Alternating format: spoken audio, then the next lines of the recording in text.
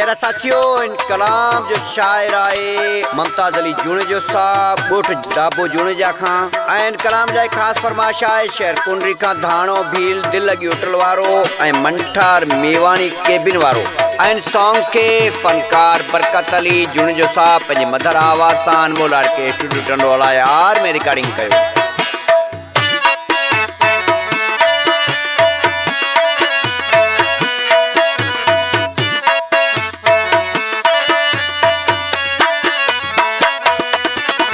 शौक कयो तई प्यार ते सुना इश्क छड़ी दई फटे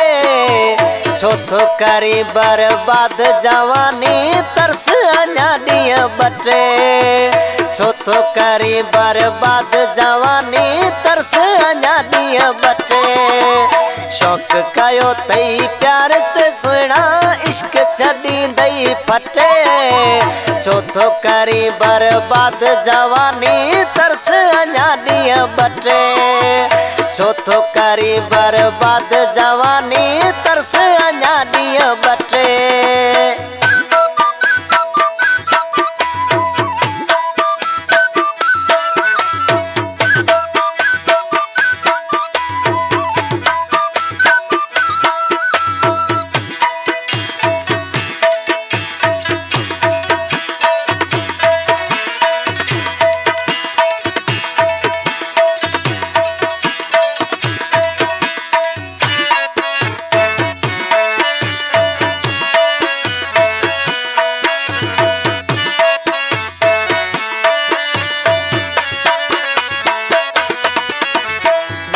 जमानो आए मुखे अञा तू नंढड़ो बार आई कल सुबह जो समाणू अज प्यार करण ले तैयार आई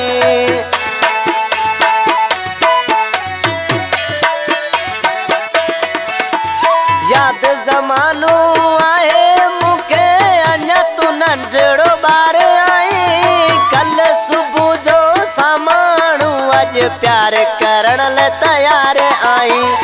इश्क तैयारियों चाटू नींद जी बिजली का शय झटे चौथो करी बर्बाद जवानी तरस अञा दिया बटे चौथो करी बर्बाद जवानी तरस अञा दिया बटे।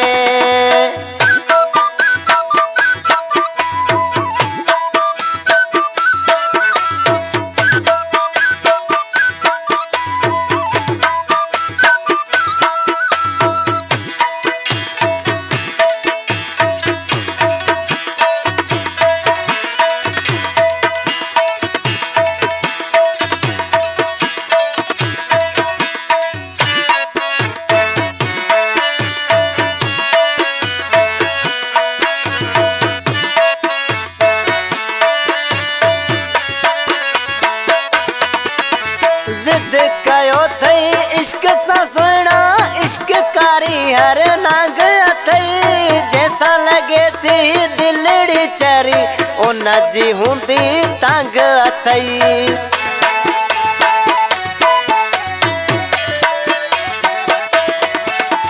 जिद कयो थई इश्क सा सुना इश्क कारी हर नाग अथई जैसा लगे थी दिलड़ी चरी उन जी हुंदी तंग अथई ॾींहं सॼो पियो वाटू निहारी दे मन हितां हुतां मटे छो तो करी बर्बाद जवानी तरस अञा ॾींहं बटे छो तो करी बर्बाद जवानी तरस अञा ॾींहं बटे।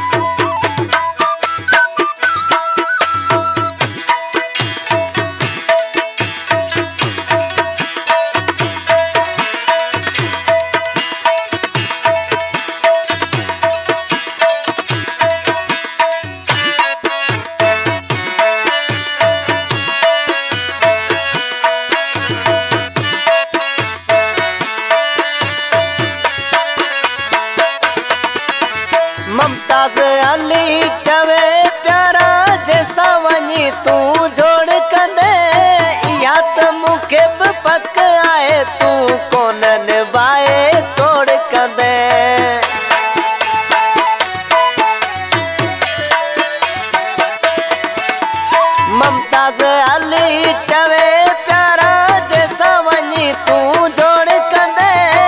या त मूंखे बि पक आए तू कोन निभाए तोड़ कंदे असीं ॾींदा आहियूं सलाह सुठी जेको जूणे जेका वठे छो थो करे बर्बाद जवानी तरस अञा ॾींहं बटे छो थो करे बर्बाद जवानी तरस अञा ॾींहं बटे शौक़ कयो अथई प्यार ते सुहिणा इश्क छॾींदई फटे छो थो करे बर्बाद जवानी तरस अञा ॾींहं बटे छो थो करे बर्बाद जवानी